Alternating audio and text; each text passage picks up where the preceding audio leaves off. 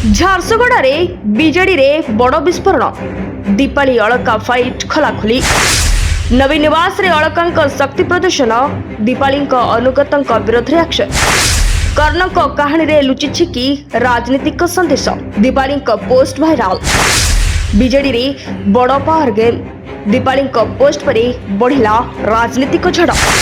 ନବୀନ ବାବୁ ଘରେ ପାଣି ପଶି ଜୀବନ ଯିବାକୁ ବସିଲାଣି। ହେଲେ ତମ ନେତା କର୍ମୀଙ୍କ ବାହାପିଆ ଝଡ଼ର ଗପ ସରୁନି। କିଏ ଯଦି ସୋସିଆଲ ମିଡିଆରେ ପାଣ୍ଡୁଗାଣ୍ଡୁ କହିଦେଲା ତମର ପଛ ଫାଟି ଲାଲ ହୋଇଯାଉଛି। ହତ୍ୟାକାରୀ ଚିଟଫଣ୍ଡ ଲୁଟେରା ନେତାମାନେ ଗଣମାଧ୍ୟମ ଆଗରେ ଜୋରଦାର ବିଷାଦକର କରିବାରେ ବ୍ୟସ୍ତ। ଏ ଗୋଟେ ସାଧାରଣ ଟୋକା ପ୍ରୀତି ପ୍ରକାଶକୁ ନେଇ ତମର ଭୟ କାହିଁକି? ତମ ଘର କଥା ଆଗ ବୁଝ, ତାପରେ ବିରୋଧୀଙ୍କ କଥା ବୁଝିବ। ଆମେ ବି ବାରମ୍ବାର କହିବୁ ପାଣ୍ଡୁଗାଣ୍ଡୁ। ସେ ରାକ୍ଷସ ପାଣ୍ଡିଆନ ଆମ ମହାପ୍ରଭୁଙ୍କୁ ଦ୍ୱାର ଦ୍ୱାର ବୁଲାଇ ଭିକ ମାଗାଇଛୁ ମାନେ ଆମେ କେବେ ପଛକୁ ହଟିବୁ ନାହିଁ। ଟ୍ରେଣ୍ଡ ବନ୍ଧା ନେତାମାନେ ଏବେଠୁ ସାବଧାନ ହୋଇଯାନ୍ତୁ। ହଁ ଆଜ୍ଞା, ବିଜେଡିରେ ଆରମ୍ଭ ହୋଇଗଲା ଖୋଲାଖୋଲି ଶକ୍ତି ପ୍ରଦର୍ଶନ। ଝାରସୁଗୁଡ଼ାରେ ଅପମାନ, ନବୀନ ନିବାସରେ ଫେରାଦ, ଆଉ ତାପରେ ଦଳର ବଡ଼ ଆକ୍ସନ। ଏହାର ଭିତରେ ଦୀପାଳି ଦାସଙ୍କ ଗୋଟିଏ ସୋସିଆଲ ମିଡିଆ ପୋଷ୍ଟ ଏବେ ସୃଷ୍ଟି କରିଛି ନୂଆ ରାଜନୈତିକ ଝଡ଼। ମହାଭାରତର କର୍ଣ୍ଣଙ୍କ ଉଦାହରଣ, ସତ ଆନୁଗତ୍ୟର କଥା, ଆଉ ସମୟ କେବେ ବିଶ୍ୱସ୍ତତାକୁ ଭୁଲେନି ବୋଲି ସନ୍ଦେଶ। ଏହି ପୋଷ୍ଟ କାହା ପାଇଁ, କାହାକୁ ଟାର୍ଗେଟ କରି ଏମିତି ସନ୍ଦେଶ ଦେଲେ ଦୀପାଳି? ବିଜେଡି ଭିତରେ କି ସତରେ ଆରମ୍ଭ ହୋଇଛି ନୂଆ ଅଧ୍ୟାୟ?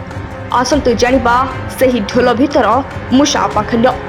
ଝାରସୁଗୁଡ଼ା ଜିଲ୍ଲାରେ ବିଜେଡିର ଅନ୍ତକନ୍ଦଳ ଏବେ ଆଉ ଲୁଚି ରହିନାହିଁ।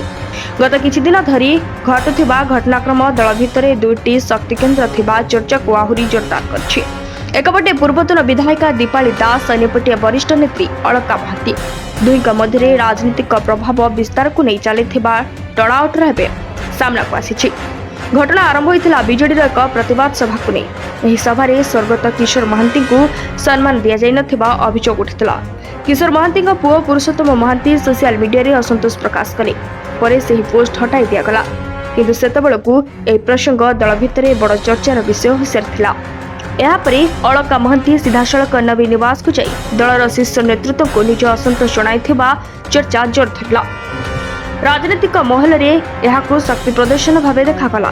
ଦଳ ଭିତରେ କାହାର ପ୍ରଭାବ ଅଧିକ ତାକୁ ନେଇ ଆରମ୍ଭ ହେଲା ନୂଆ ଆଲୋଚନା।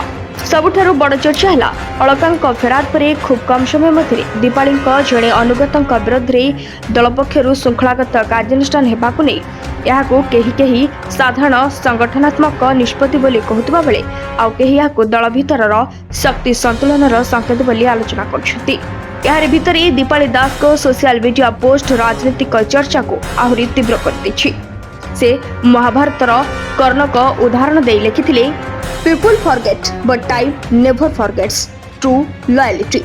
ଅର୍ଥାତ୍ ଲୋକେ ଭୁଲି ଯାଇପାରନ୍ତି, କିନ୍ତୁ ସମୟ କେବେ ସତ, ନିଷ୍ଠା ଓ ଆନୁଗତ୍ୟକୁ ଭୁଲେ ନାହିଁ।